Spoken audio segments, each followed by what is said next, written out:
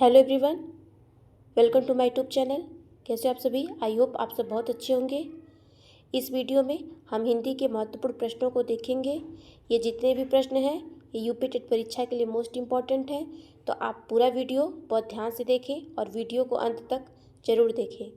चलिए शुरू करते हैं। प्रश्न संख्या 1। पावस पचासा के रचनाकार हैं महावीर प्रसाद द्विवेदी, वृंदावन लाल वर्मा, बालकृष्ण भट्ट, अंबिका दत्त व्यास। तो इसका सही आंसर हो जाएगा ऑप्शन नंबर 4, अंबिका दत्त व्यास। पावस पचासा अंबिका दत्त व्यास की रचना है। इनकी अन्य 3 महत्वपूर्ण रचनाएं हैं हो होरी, एक है बिहारी बिहार बिहारी बिहार और एक है सुकवि सतशई। ठीक है, ये इनकी 3 अन्य प्रमुख रचनाएं हैं। चलते हैं अगले क्वेश्चन पर।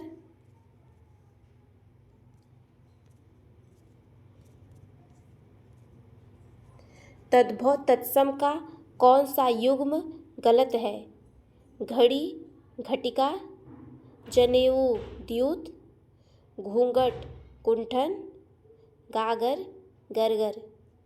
तो इसका सही आंसर हो जाएगा ऑप्शन नंबर 2, जनेऊ द्यूत। जनेऊ का तत्सम यज्ञोपतीव होता है। क्या होता है? यज्ञोपतीव, ना कि द्यूत। द्यूत किसका तत्सम है? जुआ का। किसका? जुआ का। जुआ का तत्सम द्यूत होता है और जनेऊ का तत्सम यज्ञोपतीव। घड़ी का घटिका होता है, घूंघट का गुंठन होता है और गागर का तत्सम गरगर होता है। तो इसका सही आंसर हो गया ऑप्शन नंबर 2, जनेऊ द्यूत। चलते अगले क्वेश्चन पर। निम्न में से उच्छिष्ट व्यंजन हैं य, व, ल, र, ड़, ढ़, ड़, म। तो इसका सही आंसर हो जाएगा ऑप्शन नंबर 3, अढ़ और अढ़। ठीक है, ये दोनों क्या है? उच्छिष्ट व्यंजन है। इन्हें ताड़न जात वर्ड भी बोलते हैं। क्या बोलते हैं? ताड़न जात वर्ड। य और व क्या है?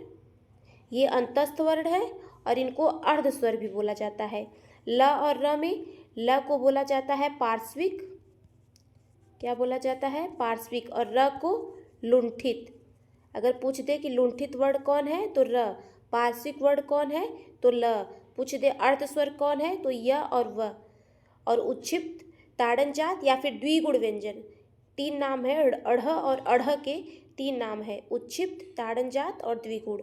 अड़ अम ये पंचमाक्षर है। तो इसका सही आंसर हो गया ऑप्शन नंबर 3। चलते अगले क्वेश्चन पर। निम्न में से पक्षी का पर्यायवाची नहीं है? द्विज, पतंग, शकुनी, प्रभंजन। तो इसका सही आंसर हो जाएगा ऑप्शन नंबर 4, प्रभंजन। प्रभंजन पक्षी का पर्यायवाची नहीं है। प्रभंजन पवन का पर्यायवाची है। किसका? पवन का। चलते अगले क्वेश्चन पर। निरूर्मी में कौन सी संधि है? स्वर संधि, व्यंजन संधि, विसर्ग संधि, इनमें से कोई नहीं। तो इसका सही आंसर हो जाएगा ऑप्शन नंबर 3, विसर्ग संधि। निरूर्मी में विसर्ग संधि है। निरूर्मी का संधि विच्छेद क्या होगा? निह धन उर्मी। ठीक है, इस विसर्ग को क्या हो जाएगा? र, जिससे बनेगा निरूर्मी। ठीक है, चलते अगले। इसका सही आंसर हो गया ऑप्शन नंबर 3। चलते अगले क्वेश्चन पर। जो मोल लिया हो, माल नहीं मोल, जो मोल लिया हो, वाक्यांश के लिए एक शब्द है कृत, कोकनद, कुबेर, एकमुस्त। तो इसका सही आंसर हो जाएगा ऑप्शन नंबर 1, कृत। जो मोल लिया उसके लिए कौन सा शब्द होता है? कृत। कोकनद किसको बोलते हैं? लाल कमल को। कुबेर धन का देवता। एकमुस्त जो एक बार में दिया गया हो उसको क्या कहते हैं? एकमुस्त। इसका सही आंसर हो गया जो मोल लिया गया हो, कृत। चलते हैं अगले क्वेश्चन पर। तिथि का बहुवचन रूप होगा तिथियों, तिथियाँ, तिथिये, तिथियों। तो इसका सही आंसर हो जाएगा ऑप्शन नंबर सेकेंड, तिथियाँ। तिथि का बहुवचन रूप क्या होगा? तिथियाँ। चलते हैं अगले क्वेश्चन पर। जो सुख सुजस सुलभ मोहि स्वामी पंक्ति में अलंकार है यमक अलंकार, उत्प्रेक्षा अलंकार, अनुप्रास अलंकार, श्लेष अलंकार। तो इसका सही आंसर हो जाएगा ऑप्शन नंबर थर्ड, अनुप्रास अलंकार। आप लोग देख रहे होंगे कि श श श श, ये स का क्या हो रहा है? आवृत्ति हो रही है, स बार बार आ रहा है। तो जब एक वर्ड की बार बार आवृत्ति हो तो वहाँ कौन सा अलंकार हो जाता है? अनुप्रास अलंकार। ठीक है, तो इसका सही आंसर हो गया ऑप्शन नंबर थर्ड। चलते हैं अगले क्वेश्चन पर। विशेष्य विशेषण का कौन सा युग्म गलत है? उपन्यास, औपन्यासिक, जागरूक, जागरण, एकता, एक, खान, खनिक। तो इसका सही आंसर क्या हो जाएगा? ऑप्शन नंबर सेकेंड, जागरूक, जागरण। जागरूक ये उल्टा है, जागरूक विशेषण है। क्या है? विशेषण है, जबकि जागरण क्या है? विशेष्य है। ठीक है, तो इसका सही आंसर हो गया ऑप्शन नंबर सेकेंड। चलते अगले क्वेश्चन पर। वह खाता होगा वाक्य में क्रिया किस काल का बोध करा रही है? सामान्य वर्तमान, अपूर्ण वर्तमान, संदिग्ध वर्तमान, संभाव्य वर्तमान। तो इसका सही आंसर हो जाएगा ऑप्शन नंबर थर्ड, संदिग्ध वर्तमान। वह खाता होगा निश्चित नहीं है, इसलिए क्या है यहाँ? संदिग्ध वर्तमान। वर्तमान काल के कितने भेद होते हैं? 5 भेद होते हैं, जिनमें से 4 है सामान्य वर्तमान, अपूर्ण वर्तमान, संदिग्ध वर्तमान, संभाव्य वर्तमान। सामान्य वर्तमान होता है वह खाता है। क्या है? वह खाता है। जब सामान्य वर्तमान की क्रिया वह खाता है में है की जगह लगा दे होगा तो क्या हो जाएगा? संदिग्ध वर्तमान।